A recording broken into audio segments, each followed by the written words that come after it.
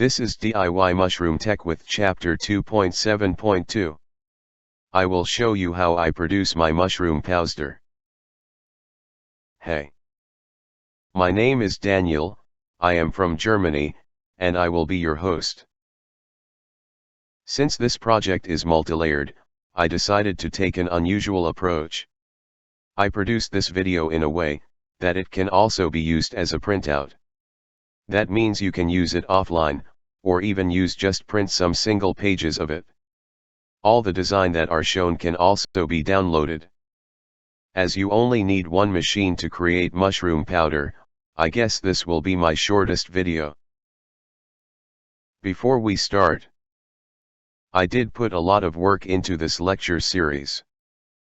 I hope you enjoy it. Maybe you want to consider to buy me a coffee? I do mention this unintentionally. There is a serious reason behind it. That is why I ask. In life there is balance everywhere. Summer and winter, day and night, hot and cold, and so on.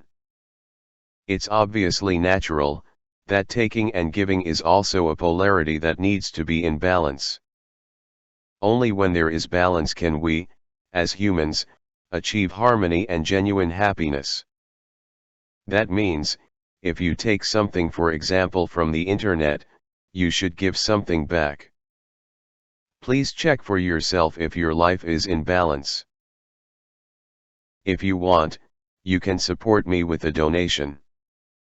That would be great.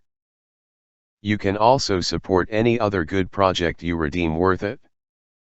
Send someone a smile, leave somewhere a nice comment, or just be joyous and spread some love. Let us jump directly into the process.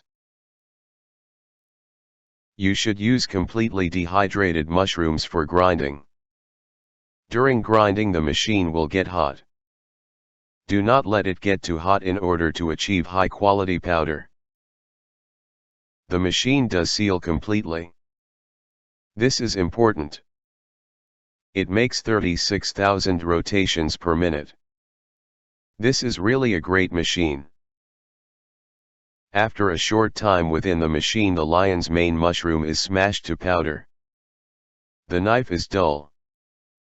It is only speed that does the work here. Wear a mask after opening. Fine particles will directly disperse into the room. You can tilt the machine. That makes it very easy to empty it.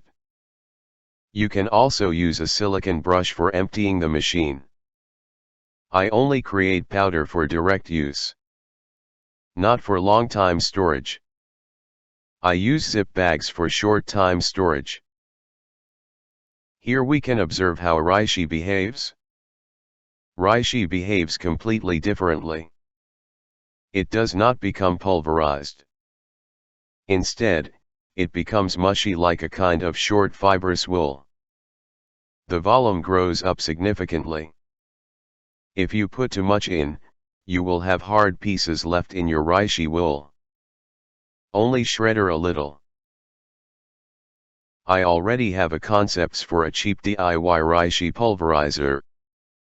My goal is to have reishi powder as end product with the same dust grade that can be compared with the lion's mane powder.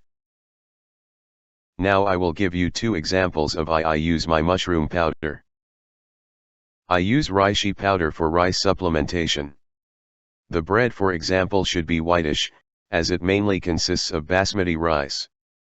The fiber and the color of the shredded mushroom gives the bread a nice texture and desired consistency. I use reishi powder for rice supplementation. The bread for example should be whitish, as it mainly consists of basmati rice. The fiber and the color of the shredded mushroom gives the bread a nice texture and desired consistency. So far I only need to mention one machine in the bill of materials. I use this fast grinding machine. Bought it via AliExpress. Works great for the most materials you feed it. Okay, that was fast. Please tell us, how do you create your powder? Do you use a different machine? What are your little tricks? Please shed some light into this sometimes dark world. In the next chapter we will learn how to make a double extracted tincture. First extraction is with alcohol. Second extraction is with water. For me, this is the best way to drain the mushroom of its beneficial components and to make them directly accessible to our digestive system. Thank you for staying with me. I really do enjoy these lectures with you. You are a very good and thoughtful listener. I wish you all the best in all your endeavors. Best Gruß aus Deutschland. Happy grinding.